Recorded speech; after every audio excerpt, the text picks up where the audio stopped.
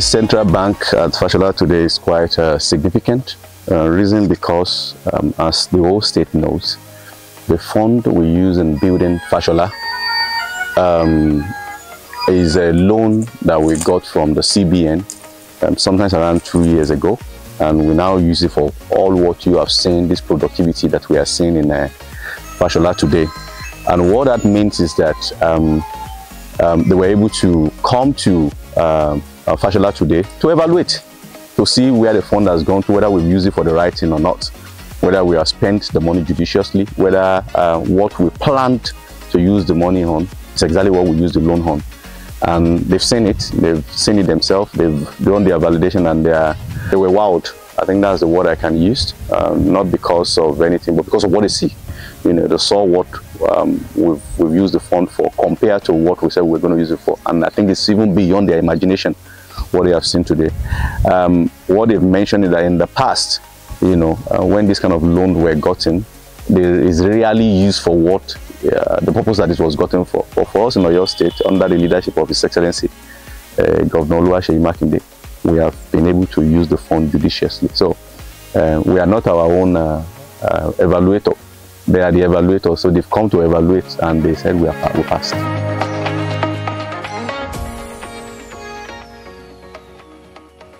So Fasola is historically, you know, I mean, almost everybody that is in ag space, you know, in agricultural space, one way or the other has passed through Fasola, especially when it's turned to the area aspect of livestock.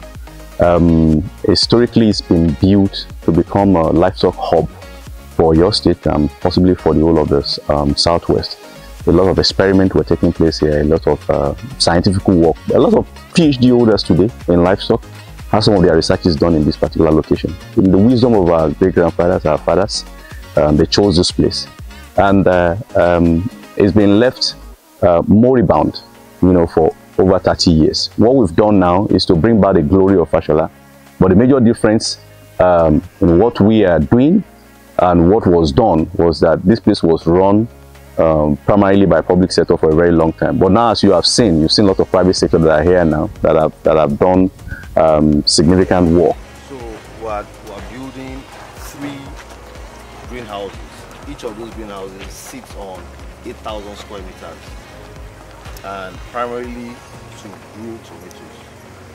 Then also we're embarking on open air farming for banana, for plantain, and for kale. Then our mid-term plan is to set up a tomato paste factory, processing plant right here. So that's why we're excited when we hear that the game is going. We're into livestock, and basically we started around March, but now we planted bracharia, that is bracharia, and we have maize. How many hectares of bracharia is about 4 hectares currently. Okay. It used to be 10 hectares. The maize is over 25 hectares. We are harvesting maize currently. Okay. So that one, yes, I've harvested one for silage. Okay. And one as corn. This material down. Yeah. So this one leads to the other side. And then my farm goes down to the river. Okay. So the river down there. All on this side and down. Yeah, and on this side. So, like I told you, I have gone on high, milking 10 liters a day. You pick it up every day. So plus or minus say 5%. We already have collection center here. Yes. You just come pick up the tank every morning. You know, you were at gate 3, as we call it, where we had over 250 hectares, not acres, of maize land or maize cultivation by a private company in collaboration with the Oyo State government. And where we are now, you've seen yourself, a seed production site for Oyo State government in partnership with IITA Go Seed. We have 50 hectares, meaning that from this cultivation we are doing here for cassava, for soya beans and cowpea and maize, we can supply over 3,000 farmers within 1 or 2 cropping seasons, you know, of early generation material. It's different from the usual materials that we normally use, early generation material. What early generation material means is that you can plant it 1 or 2 or 3 more times and your yield will be higher. What we've been seeing across the whole of Nigeria is that the production may increase because you are increasing the land size, but the production is not increasing because your productivity is better. And what productivity is about your yield. Now, what we need to do, or what takes place in most of the advanced countries, or countries where agriculture is done rightly, is that productivity is always very high. And productivity is a function of your seed, a function of your fertilizer and your good agronomical practices. Once you get the seed production wrong, you get the fertilizer supply wrong, you get the good agronomical practices wrong, then they say once the foundation is faulty, what can the righteous do? So what we are doing here is we are doing a whole value chain. We are doing the seed system. The seed production is going to be used for crop production. The crop production is going to be harvested and processed, within this same particular factory. And you've seen all these things here, and there's not a matter of we have is here. So I think a lot of kudos needs to be given to His Excellency for his vision, to ensure that we revitalize most of all these moribund farm settlements, as we have demonstrated with Fasola.